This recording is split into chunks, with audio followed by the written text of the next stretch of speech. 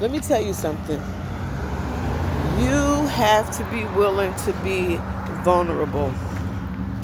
In a relationship, you have to be willing to be vulnerable.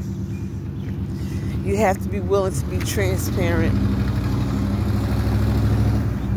in order for you to receive any type of genuine reciprocation.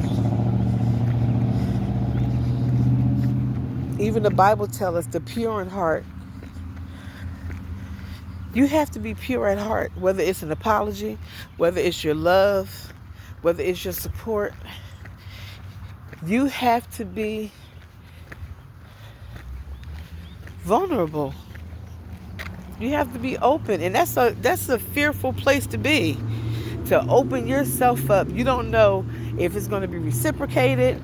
You don't know if a person is going to receive it. You don't know if it's going to cause you to be embarrassed. But yeah, there are consequences and there are benefits. So which are you going to be more concerned with? A consequence of being vulnerable or the benefits of being vulnerable? Because a lot of times it just takes the communication. It takes communication. And without that communication, even the Bible says that we must confess with our mouths. We believe in our hearts, but we must confess with our mouths. You have to let people know.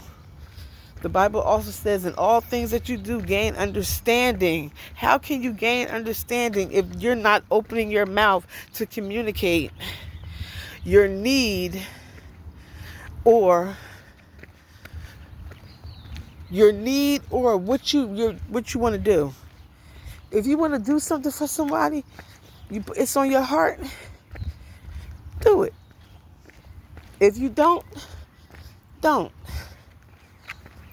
But we're living in a society now where people are self-absorbed, people are selfish, and that is coming from a place of, it's not insecurity, it's not anger, it's rooted in fear and pride. And this is more than likely, it's from a past hurt. It's from past betrayal, some type of trauma of trust. It really does. But that's for another time and another day. But yeah, you got to be vulnerable. You have to be. You have to be somewhere. You have to be vulnerable because the ultimate help comes from God, but He's the ultimate source. But He sends resources. He sends support. He sends support. He comes to where you are and where you need it. You know. So I want you to think about that and pray on it. But God will be right there with you through it all. And whatever the end result is, whatever your response given, you're going to be good. You're going to be okay. We're going to be okay. You're going to be okay. And it's okay to say no. It's okay to ask why. It's okay to say, I don't know. I don't know how to do it. I need some help. I had to learn that. Don't say I can't. Just, I don't know how to do it. I need some help. So,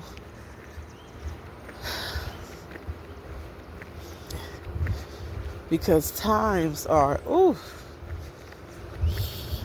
especially as you get older. The YNs today, they think 30 is old. Oh my goodness. I can imagine when they get my age. They gonna think they ancient.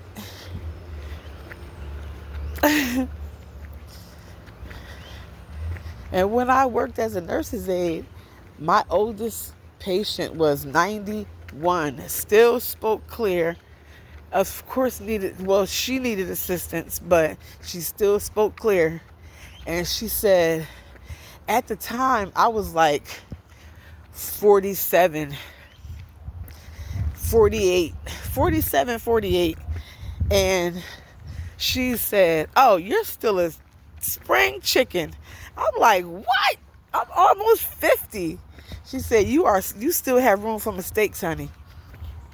You still have plenty of room to make mistakes and still start over. I said, Lord, I guess I receive it. That's probably why it took me a couple more years to come on back around. But however,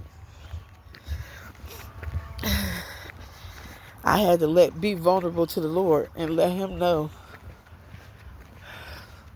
what I was dealing with, what I was going through. And he showed me what got me there. And he is directing me right back to where I left off. And I'm grateful for that. I'm grateful.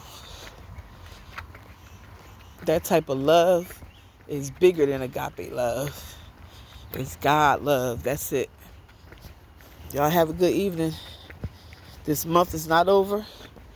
Still room for some miracles to be made.